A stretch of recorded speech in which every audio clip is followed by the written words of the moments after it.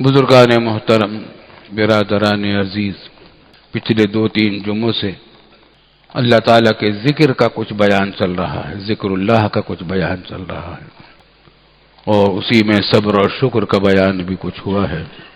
یہ ذکر ایسی چیز ہے کہ ساری کائنات کا وجود اس ذکر پر موقوف ہے۔ احادیث سے جو بات معلوم ہوتی ہے، اللہ کا ذکر۔ میں نے پہلے بھی کہا ہے کہ کسی عبادت کے بارے میں قرآن نے یہ نہیں کہا کہ بہت کثرت سے کیا کرو۔ نماز کے بارے میں نہیں کہا، فضیلت بہت ہے نماز کی، نفلیں پڑھنے کا بہت فضیلت ہے، سب کچھ ہے، روزے نفلی رکھنے کی بھی بڑی فضیلت ہے، حج کرنے کی بھی، ہر چیز کی، لیکن بار بار جس کا ذکر کیا قرآن نے مطالبہ کیا کہ اللہ کا ذکر کثرت سے کیا، اذکروا اللہ ذکرا کثیرا فسبحوہ بکرۃ واصیلا والذاکرین اللہ کثیرا والذاکرات۔ وجہ اس کی یہ ہے کہ اس کائنات کا وجود ہی اللہ کے ذکر پر موقوف ہے۔ جب تک اس دنیا میں اللہ کا ذکر ہے یہ دنیا باقی ہے، جس دن اللہ کا ذکر ختم ہو جائے گا قیامت آ جائے گی۔ احادیث میں آتا علامات قیامت میں سے کہ جب قرب قیامت میں ساری اور علامتیں ظاہر ہو چکی ہیں گی، آخری علامت جو ہوگی وہ یہ کہ یمن کی طرف سے ایک نرم اور لطیف ہوا، خوشگوار ہوا چلے گی، اور دنیا میں جتنے اہل ایمان ہیں ان سب کی روحیں قبض ہو جائیں گی اس ہوا سے، سب کی موت واقع ہو جائے گی، مگر بڑے اکرام کے ساتھ، نرم اور لطیف ہوا کے ساتھ اللہ تعالیٰ ان کو اپنے پاس بلا لیں گے، تمامی اہل ایمان کو۔ پھر تقریباً 100 سال قیامت دنیا کے اوپر ایسے گزریں گے کہ اس دنیا میں کوئی اللہ اللہ کہنے والا نہیں ہوگا، اللہ کا نام لینے والا نہیں ہوگا۔ قیامت اس وقت آئے گی۔ معلوم ہوا کہ قیامت موقوف ہے اسی بات پر، جب تک اللہ کا ذکر ہو رہا ہے قیامت نہیں آئے گی، جب اللہ کا ذکر بند ہو جائے گا قیامت آ جائے گی۔ اس کائنات کو وجود میں لانے کا بنیادی حکمت جو ہے وہ یہ اللہ کا ذکر کو یاد رکھنا کرنا ہے۔ اور آخرت میں بھی جنت میں پہنچنے کے بعد کوئی عبادت باقی نہیں رہے گی، نہ نماز، نہ روزہ، نہ حج، نہ زکوٰۃ، نہ عمرہ، نہ تبلیغ، نہ جہاد، کچھ بھی نہیں باقی رہے گا۔ عیش ہی عیش ہوگی، راحت ہوگی، کھانا پینا، لطف اٹھانا، بلکہ جنت میں نعمتوں کا اضافہ ہر وقت ہوتا رہے گا، اس واسطے نیند بھی نہیں ہوگی۔ دنیا میں اگر نیند آنی بند ہو جائے تو آدمی دمائیں کرتا ہے کہ کسی طرح نیند آ جائے، وہاں آدمی تمنا یہ کرے گا کہ مجھے نیند نہ آئے تاکہ نعمتوں سے اور لطف اندوز ہوتا رہوں، چنانچہ نیند نہیں ہوگی۔ نیند تو تکان کی وجہ سے ہوتی ہے، نیند جو آتی ہے آدمی کو تکان کی وجہ سے آتی ہے، وہاں تکان ہی نہیں ہوگی۔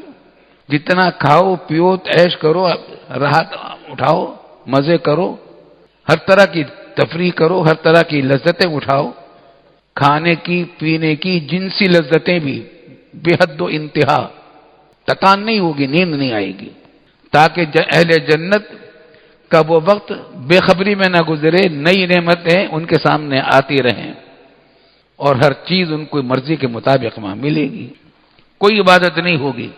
لیکن سبحانک اللہم اور السلام علیکم اور الحمدللہ وہاں بھی ہوں گے۔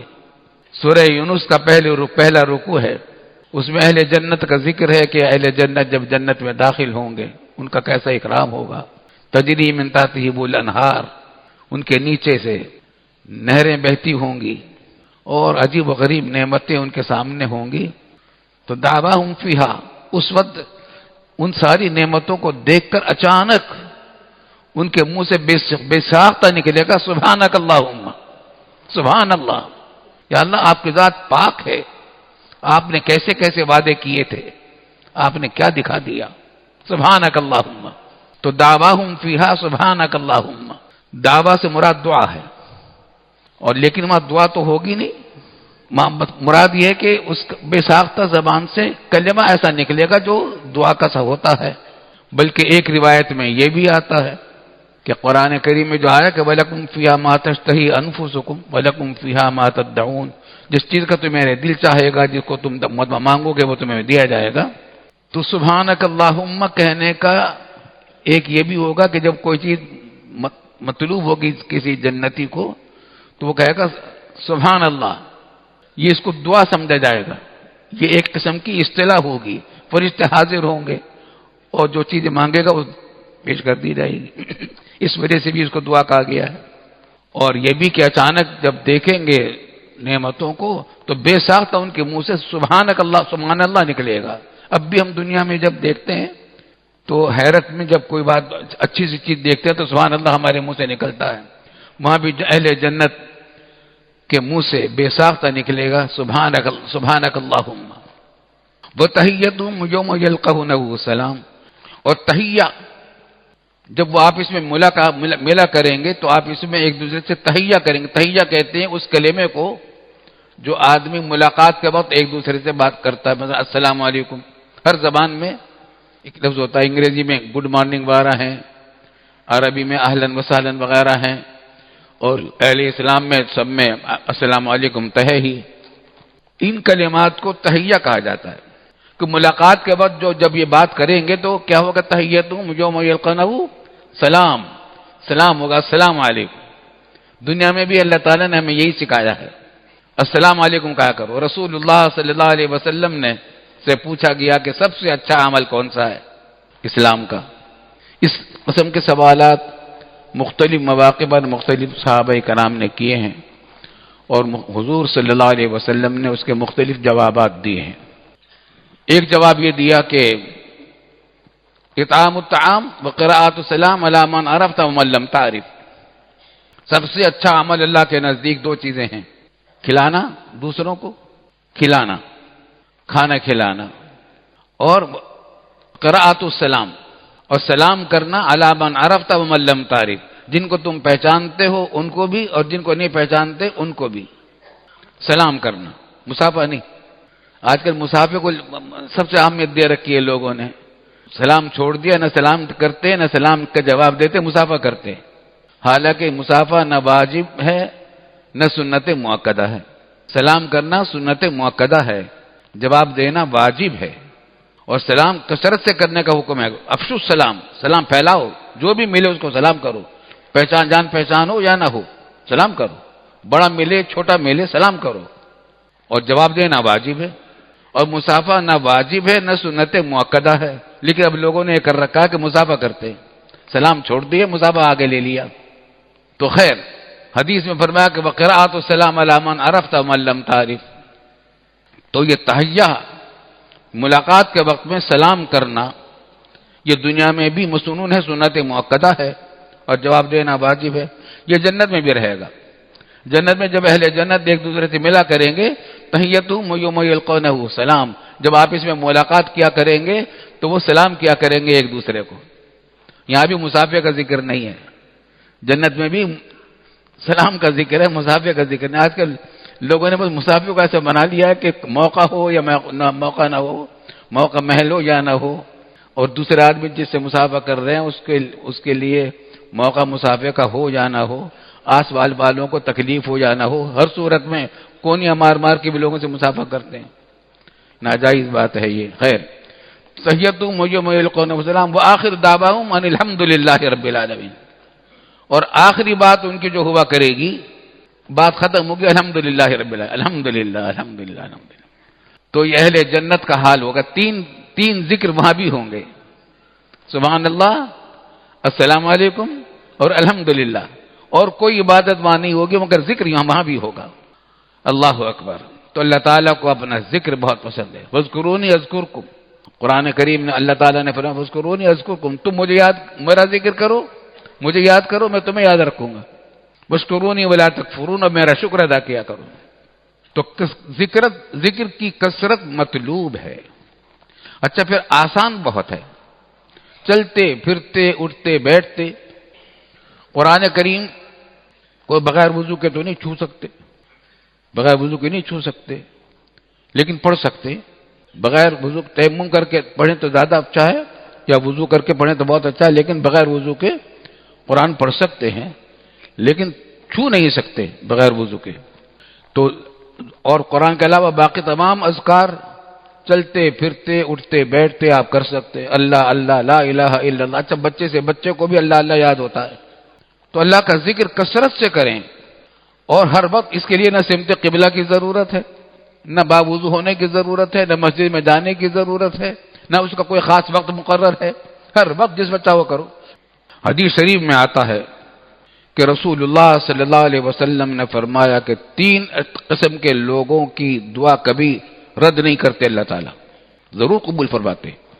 ایک وہ جو اللہ کا ذکر کثرت سے کرتا ہو، اور ایک وہ شخص جو مظلوم ہو، مظلوم کی بد دعا کھا جاتی ہے ظالم کو، فوراً پہنچتی ہے اللہ کے پاس، وہ قبول ہوتی ہے۔ اس بات سے مظلوم کی بد دعا سے بچنا چاہیے۔ بچنے کا طریقہ یہ کہ ظلم نہ کرے آدمی۔ اور تیسرا وہ شخص جو با اختیار بادشاہ ہے اور انصاف والا بادشاہ ہے۔ ان 3 قسم کے اشخاص کی دعا کبھی رد نہیں ہوتی۔ ایک اللہ کا ذکر کثرت سے کرنے والے، ایک وہ شخص جو مظلوم ہو، اپنے ظلم کی فریاد کرے اللہ سے، اور تیسرا وہ جو بادشاہ ہو، حاکم ہو، اور وہ انصاف سے قابل نا انصافی نہ کرے، اپنی طاقت میں گھمنڈ میں جو چاہے منمانی نہ کرتا پھرے، انصاف اور عدل و انصاف کا کام کرے۔ تو ذکر کی بڑی اہمیت ہے، اور اتنی اہمیت کے جنت میں بھی یہ ذکر ہے۔ اس واسطے جتنا ہو سکے ذکر کرنا چاہیے۔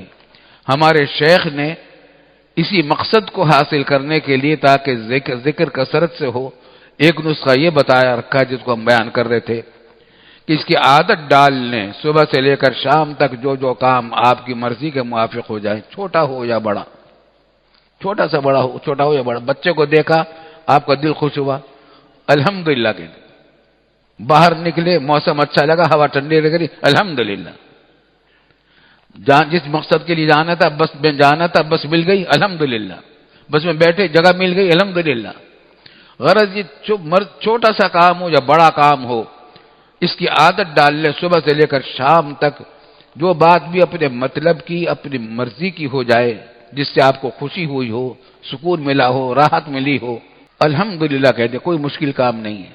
اور فوائد اس کے بے شمار ہیں، بے حد و انتہا ہے، اللہ تعالیٰ کو پسند بہت ہے۔ قرآن کو شروع اس لفظ سے کیا ہے، الحمدللہ سے شروع کیا، الحمدللہ رب العالمین سے۔ جنت میں بھی یہ عبادت وہاں موجود ہوگی، اللہ کو اتنی پسند ہے۔ تو پھر قرآن کا وعدہ ہے کہ ان شکرتم لازیدنکم، اگر تم شکر کرو گے میں اور دوں گا، نعمتیں بڑھاتا جاؤں گا تمہاری۔ تو اپنا ہی فائدہ ہے شکر کرنے سے، اور آسان بہت ہے، چلتے پھرتے اٹھتے بیٹھتے الحمدللہ کہنے میں کیا مشکل ہے؟ اس کو بس عادت ڈالنے کی بات ہے۔ ہمارے ڈاکٹر صاحب، ہمارے مرشد، ہم ان کے سامنے جب کوئی ذکر کرتے تھے کسی بات کا، کہتے فلاں کام ہو گیا، بھائی الحمدللہ تو کہہ دو، فوراً توجہ دلا دیتے، بھائی الحمدللہ تو کہہ دو۔ اس میں آپ بھی عادت ڈالیں، اپنے بچوں کو عادت ڈالیں، گھر والوں کو عادت ڈالیں، اور کبھی الحمدللہ کے بغیر وہ کہیں کہ فلاں کام ہو گیا تو ٹوک دیا کریں، بھائی الحمدللہ بھی کہہ دو، اس کی عادت ڈالیں۔ دوسرے یہ کہ اگر مرضی کے خلاف کوئی کام ہو، صبح سے لے کر بہت سارے کام مرضی کے خلاف بھی ہو جاتے ہیں۔ کھانا بیٹھے، نمک زیادہ ہو گیا، کھانا نہیں کھایا جا رہا، انا للہ و انا الیہ راجعون۔ مرضی کے خلاف کوئی بھی کام ہو گیا، بس میں جانا چاہ رہے تھے، بس کے قریب پہنچے، بس نکل گئی، انا للہ و انا الیہ راجعون۔ بتی چلی گئی، انا للہ و انا الیہ راجعون۔ آ گئی، الحمدللہ۔ چلی گئی، انا للہ و انا الیہ راجعون، آ گئی، الحمدللہ۔ تو صبح سے لے کر شام تک بہت سارے کام ہماری مرضی کے ہوتے ہیں تو اللہ تعالیٰ کی حمد کرو، بہت سارے کام ہماری مرضی کے خلاف ہوتے ہیں تو انا للہ و انا الیہ راجعون پڑھو۔ بعض لوگ سمجھتے ہیں کہ انا للہ و انا الیہ راجعون صرف کسی کے مرنے پر پڑھی جاتی ہے، ایسا نہیں ہے۔ اور بات روایات سے معلوم ہوتا ہے کہ چراغ گل ہو گیا تو آپ نے انا للہ و انا الیہ راجعون پڑھی تھی۔ تو کوئی بھی مرضی کے خلاف کام ہو جائے تو انا للہ و انا الیہ راجعون کریں، یہ ایک قسم کا صبر ہے، صبر کا طریقہ ہے۔ ان اللہ مع الصابرین، اللہ تعالیٰ کی طرف سے وعدہ ہے کہ انما یوفی الصابرون اجرهم بغیر حساب، صبر کرنے والوں کو اللہ تعالیٰ اجر بے حساب دے گا۔ اور صبح سے لے کر شام تک اپنے بہت سارے گناہ یاد آ جاتے ہیں، ماضی میں فلاں کام گناہ کیا تھا، فلاں کی غیبت کی تھی، فلاں نامحرم کو دیکھا تھا، فلاں کو گالی دی تھی، فلاں سے لڑائی کی تھی، فلاں کام کیا تھا، چھوٹا گناہ ہو یا بڑا، جب بھی کوئی گناہ یاد آ جائے استغفر اللہ، یہ اللہ مجھے معاف کر دو، اپنی زبان میں کہہ دو یا اللہ مجھے معاف کر دو، یا عربی میں کہہ دو استغفر اللہ، اور اگر پوری بات کر لو تو اور زیادہ اچھا کہ استغفر اللہ ربی من کل ذنب واتوب الیہ، ورنہ استغفر اللہ کہنا بھی اس کی عادت ڈال لیجئے۔ اس کا ایک فائدہ یہ ہوگا کہ آپ کو اپنے گناہوں کی طرف توجہ زیادہ ہو جائے گی، جب زیادہ توجہ ہو جائے گی، شرم بھی اللہ کے سامنے آئے گی کہ میں نے کتنے گناہ کر رکھے، تو آئندہ کوئی گناہ کرتے ہوئے شرم آئے گی اللہ تعالیٰ سے کہ اتنی نعمتیں، اتنے تو کام کر رکھے ہیں میں نے پہلے ہی سے، اور اتنی نعمتیں اللہ نے دے رکھی ہیں جب میں الحمدللہ کہتا رہا ہوں اور اب میں گناہ بھی کروں، تو آدمی کو گناہ سے بچنے کی توفیق بھی ہوتی ہے۔ اور چوتھی بات یہ کہ صبح سے لے کر شام تک ہمیں بہت ساری باتیں ذہن میں آتی ہیں کہ خدا نخواستہ یہ نہ ہو جائے، بچہ بیمار نہ ہو جائے، امتحان میں ناکام نہ ہو جائے، فلاں کاروبار کر رہے ہیں اس میں خسارہ نہ ہو جائے، فلاں سے بات کرنی ہے اس میں کوئی بات غلط نہ ہو جائے، فلاں سفر میں جا رہے ہیں اس میں ناکامی نہ ہو جائے۔ تو جب بھی اس قسم کا دھیان آئے، ایسے دھیان صبح سے لے کر رات تک آتے رہتے ہیں ہمارے، اس کا بھی ایک نسخہ بتایا کہ یہ کہہ دیا کرو اعوذ باللہ، اللہ کی پناہ مانگتا ہوں، چاہے اپنی زبان میں کہہ دو یا اللہ آپ کی پناہ، مطلب یہ کہ میں اس کام سے پناہ مانگتا ہوں، یہ نہ ہو جو اس کا خطرہ مجھے ہو رہا ہے، یہ نہ ہو۔ 5 عمل ہو گئے، شکر الحمدللہ، صبر انا للہ و انا الیہ راجعون، اور استغفار استغفر اللہ، اور استعاذہ اللہ سے پناہ مانگنا، اعوذ باللہ اللہ کی پناہ، اپنی زبان میں بھی کہہ سکتے ہیں۔ یہ 4 اعمال اگر آپ کرتے رہیں تو خود آپ کثرت سے ذکر کرنے والوں میں شمار ہو جائیں گے، اس لیے کہ سب باتیں اتنی کثرت سے ہوتی ہیں صبح سے لے کر شام تک، خود ہی آپ ذکر کرتے رہیں گے تو ذاکرین میں انشاءاللہ شامل ہو جائیں گے، کثرت سے ذکر ہونے کی انشاءاللہ توفیق ہو جائے گی، پھر اور بھی مزید توفیق ہوگی، اس ذکر کی وجہ سے مزید ذکر کی توفیق ہوگی اور اللہ تعالیٰ کا قرب حاصل ہوگا۔ اس طریقے سے اللہ تعالیٰ کا قرب نصیب ہوتا ہے، آدمی پھر یہ محسوس کرتا ہے کہ میں ہر وقت اللہ کے ساتھ ہوں اور اللہ تعالیٰ میرے ساتھ ہے، میں اس سے باتیں کر رہا ہوں۔ چنانچہ ہمارے مرشد فرمایا کرتے تھے کہ چلتے پھرتے اٹھتے بیٹھتے اپنے اللہ میاں سے چپکے چپکے باتیں کرتے رہا کرو، چپکے چپکے باتیں کرتے رہا کرو۔ اور وہ ہماری کیا باتیں یہی ہیں، 4 باتیں تو یہی ہیں، اس کے علاوہ کوئی اور ضرورت پیش آ جائے تو اللہ سے کہہ دو یا اللہ یہ کام بھی کرا دیجئے، یہ کام بھی کرا دیجئے۔ اللہ کے فضل و کرم سے آدمی پھر یہ محسوس کرنے لگتا، آپ کر کے دیکھیے گا، کر کے دیکھیے گا، آپ کو زندگی میں لطف محسوس ہوگا، زندگی کا مزہ آنے لگے گا، مزہ آنے لگے گا، زندگی آسان ہو جائے گی، زندگی خوشگوار ہو جائے گی، کاموں میں آسانی پیدا ہو جائے گی، اور آپ ہر وقت یہ محسوس کریں گے کہ اللہ نے میرے اوپر ہاتھ رکھا ہوا، کندھے پر ہاتھ رکھ دیا میرے، اللہ کی معیت نصیب ہو جائے گی۔ اپنے آپ کو اللہ کا ذکر کا پابند بنا دیں، اللہ تعالی ہمیں کثرت سے ذکر کرنے والوں میں شامل فرما دے۔